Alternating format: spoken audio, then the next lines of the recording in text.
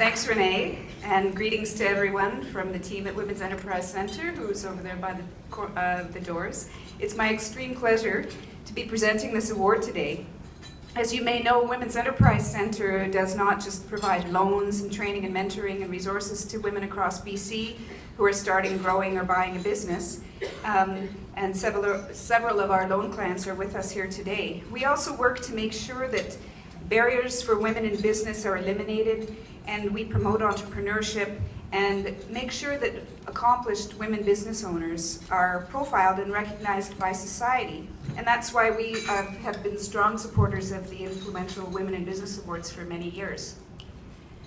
Joyce Groote is definitely an example of an accomplished woman who is in business. If the fact that she's a concert pianist, who is also a serious cyclist, isn't impressive enough, wait until I tell you about her business career. Joyce's original life plan was not to be an entrepreneur. Her early interest in science led her to earn a master's degree in genetics. Rising quickly through various federal government roles, Joyce was intimately involved in developing national policy on biotechnology and advised several federal ministers on international trade issues.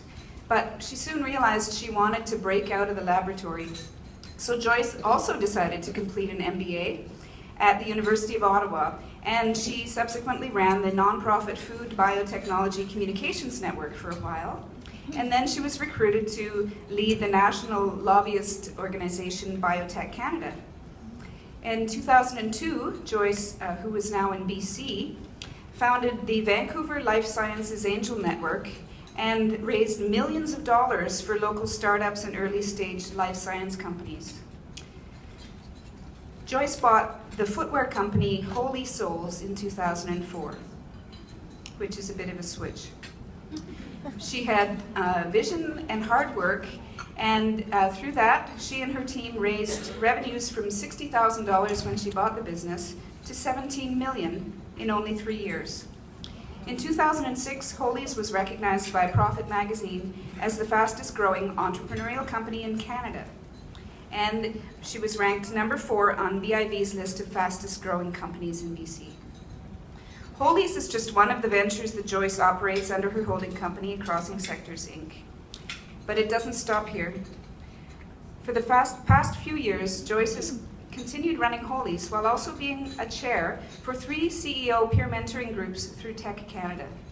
In this role, Joyce is coaching about 50 CEOs of businesses with between $500,000 and $50 million in revenue. Joyce is also committed to helping women business owners, and she has been on the board of Women's Enterprise Centre for the last few years and was recently appointed board chair, which technically makes Joyce my boss. How cool is that? I get to present an award to my boss. I am delighted to welcome Joyce Groote to the stage to accept this Influential Women in Business Award.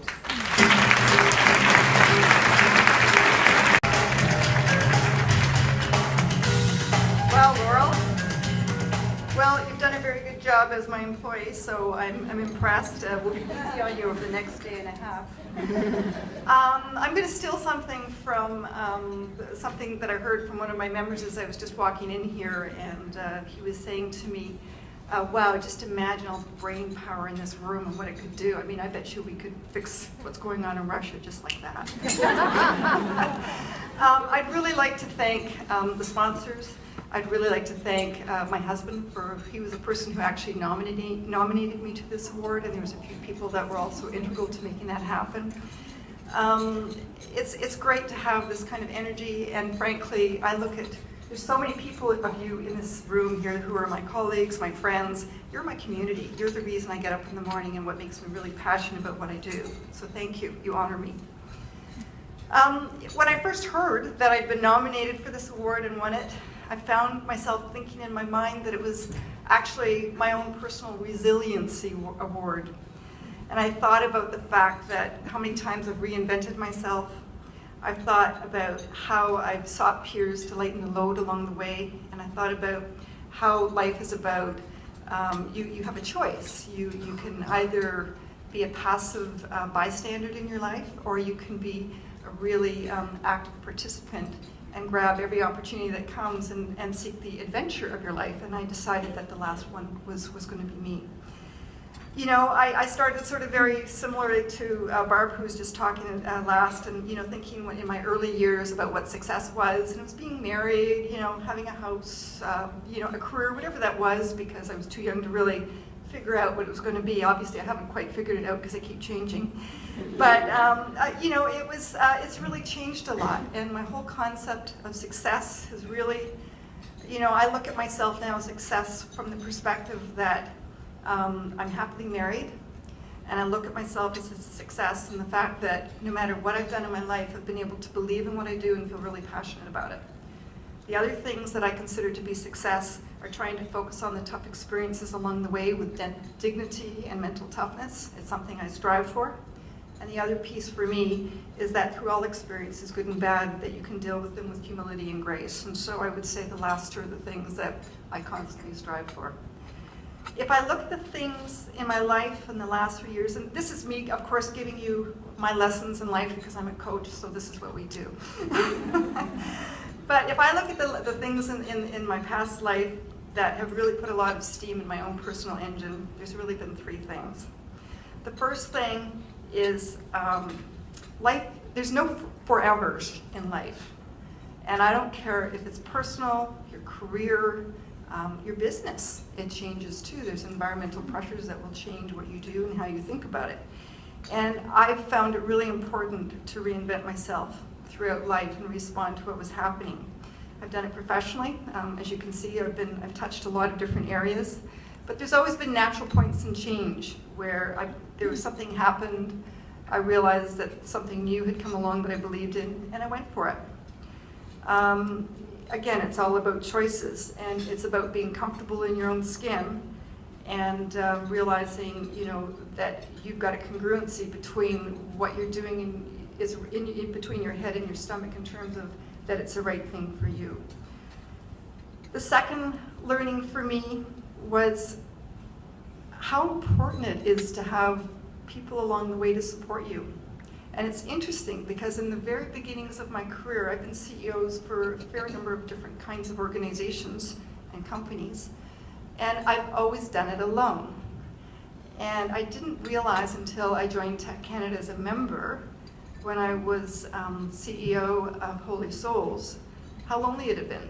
And all of a sudden I was surrounded by people who had experience, expertise, wisdom, and a whole ton of compassion to help me through the tough times. And I realized it didn't have to be quite so lonely, and it didn't have to be quite so hard.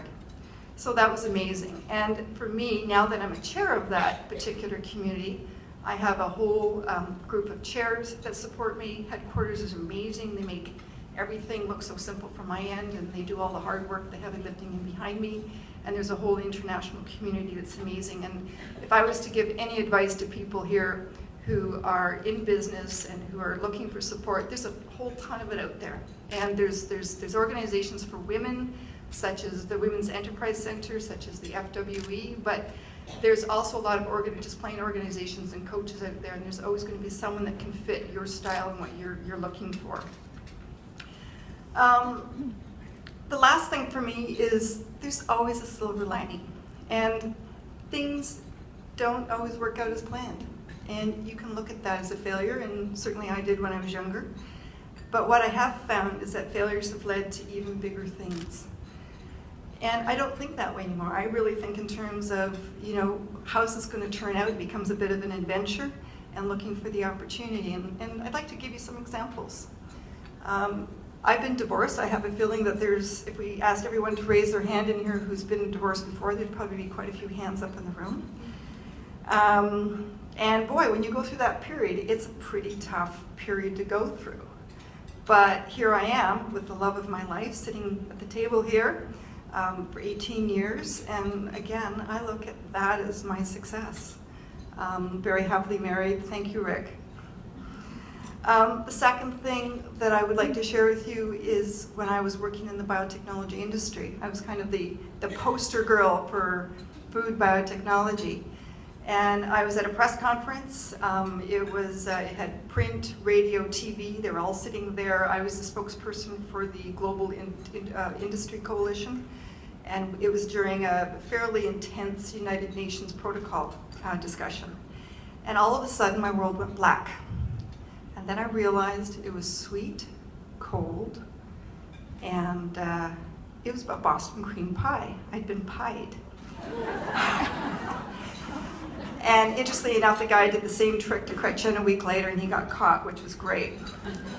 But you know, for me, that was a real pivotal time, and it really made me wonder what I was doing and feeling very underappreciated. Here I was being singled out as someone to do something like that too, and really started to wonder what it was all about and realized maybe my time in biotechnology was over and it was time to do something different. And that's when I came to Vancouver and started to go into the private sector, and I haven't looked back since. So I would look at that as a tremendous success for me personally.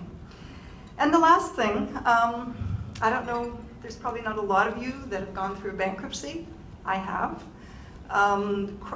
2004, when I bought Crocs in 2005, very shortly after, Crocs came to me and said, we've decided how it's going to work. You get Canada, we get the rest of the world. And I said, no way, Jose. And they said, in that case, we're going to sue your ass around the world. And they did. And 3 years later, I decided that enough was enough. We were running out of money, and of course, that kind of a lawsuit is meant to divert your funds and your focus, and it was completely a business strategy from a US company. And so we put that company into voluntary bankruptcy, and then turned around, bought the assets, and put it into a new company called Holly's Canada, which today is very successful, very profitable, and allows me to do other things now, which give me a great deal of pleasure and passion and fulfillment in my life, and that is having 3 groups in Tech Canada.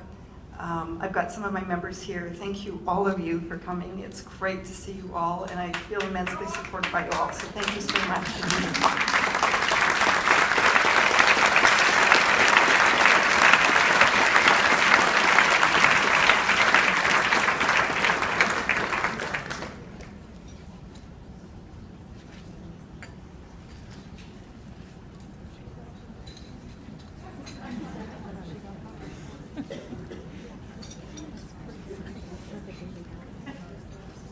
Well, congratulations, Joyce, and thanks for sharing those life lesson stories. So much to learn there. Appreciate it.